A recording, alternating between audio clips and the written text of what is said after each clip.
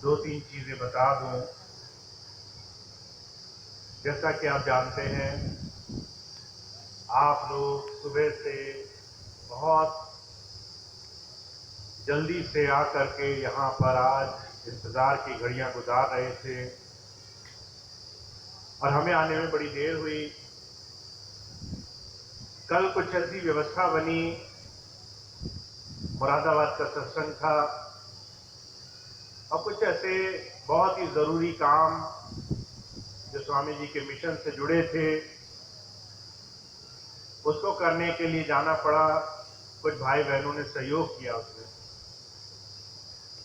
कल मुरादाबाद के सत्संग से चल करके और अब तक हम लगातार एक लंबी यात्रा करके आ रहे हैं ताकि संगत से जुड़ने के साथ साथ जो स्वामी जी ने काम सौंपा है कि उनके मिशन को एक सही दिशा दी जाए, उसमें जो भी शांति से हम कदम उठा सकते हैं उसे हम करें। वो साफ कार्यक्रम करते हुए बड़ी देर हुई यहाँ आने में, पर आप सबका इतना प्यार, आप सब लोगों ने इंतजार किया।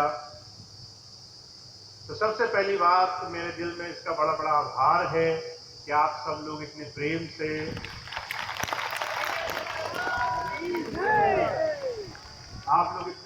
यहाँ पर इस मोमेंट तक, इस क्षण तक रुके हुए हैं। दूसरी बात यह है, मुझे आने में देर हुई पर आप जितने भी लोग हैं मैं सबसे मिलके ही जाऊंगा, तो आप ये मत सोचिए कि जल्दी आए, देर से आए और जल्दी चले जाएंगे, तो सबसे मिलके जाएंगे, तो आप निश्चिंत रहिए। एक बहुत ही बड़ी तीसरी बात जो इस वक्त चल रही है, जब मैं 15 अप्रैल को आया तो बहुत से लोगों का कहना था एक दिन के लिए आए हैं। फिर जब मैं मई के 3 और 4 मई के भंडारे के लिए दोबारा मैंने आपसे अनुरोध किया तो एक नई बात चल पड़ी कि 3 महीने में वापस चले जाएंगे। तो मैं आपसे अनुरोध करता हूं, अभी से आप इस बात को नोट कर लीजिए। सितंबर में स्वामी जी महाराज का जो जन्म दिवस भंडारा है वो बड़े धूमधाम से मनाया जाएगा।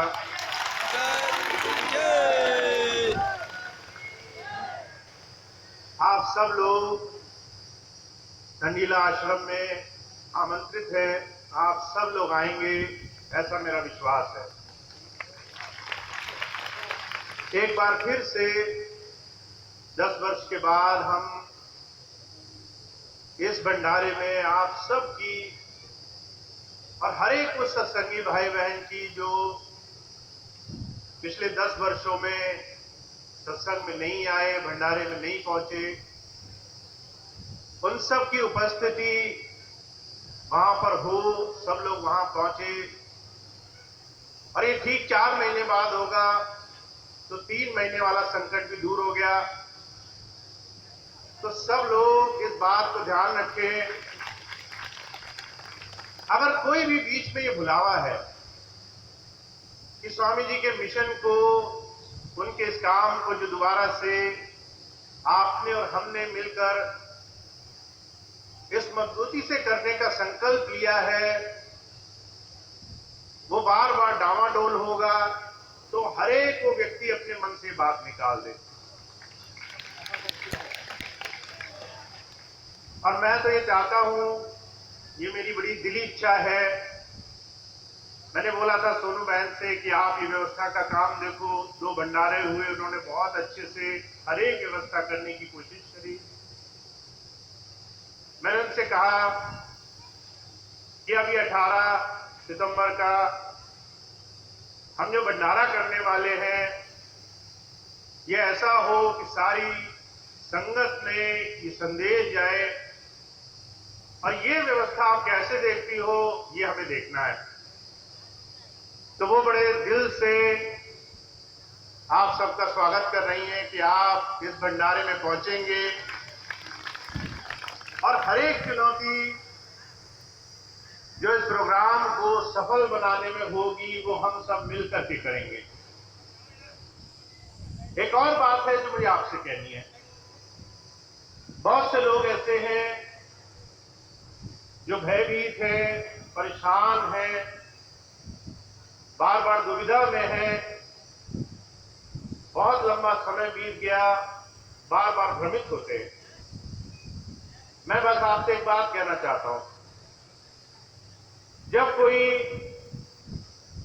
संत शरण में चला गया तो उसको एक अभिव्यक्ति अपने जीवन में धारण करनी चाहिए, उसे निर्भय रहना चाहिए। आप निडर रहो, निर्भय रहो।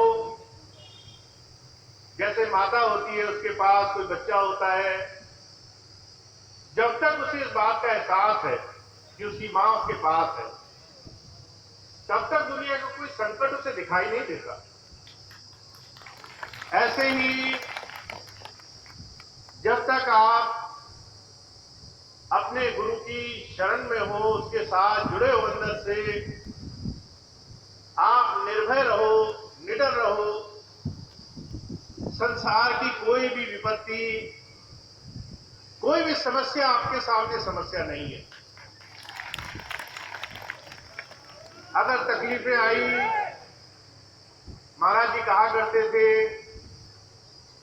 गुरु कुमार की तरह होता है जो अगर समस्याओं में, परेशानियों में, संसार के सुख दुख में अपने जीव को रखता है, तो इसलिए नहीं कि उसको तोड़ना है, इसलिए नहीं कि समस्याओं में अपने जीव को उसे परेशान रखना है, इसलिए नहीं कि वो विपत्तियां आपके जीवन में आपको नुकसान पहुंचाने वाली है, बल्कि इसलिए कि वो छोटी मोटी परीक्षाएं हैं जो आपके जीवन में आपको मजबूत बना देंगी।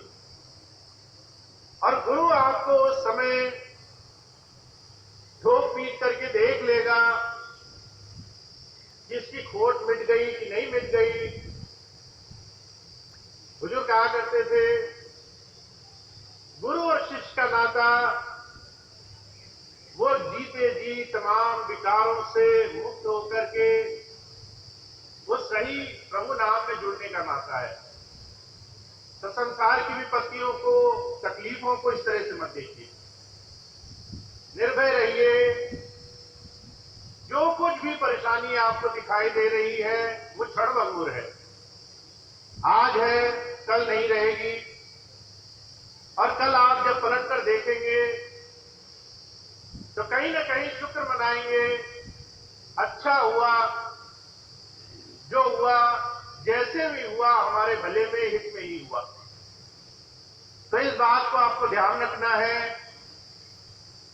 आप जो कोई भी संत मत में गुरु नाम से जुड़ा हुआ है, वो एक बड़े भारी मिशन में, एक बड़े ऊंचे सेवा काम के लिए चुना गया है।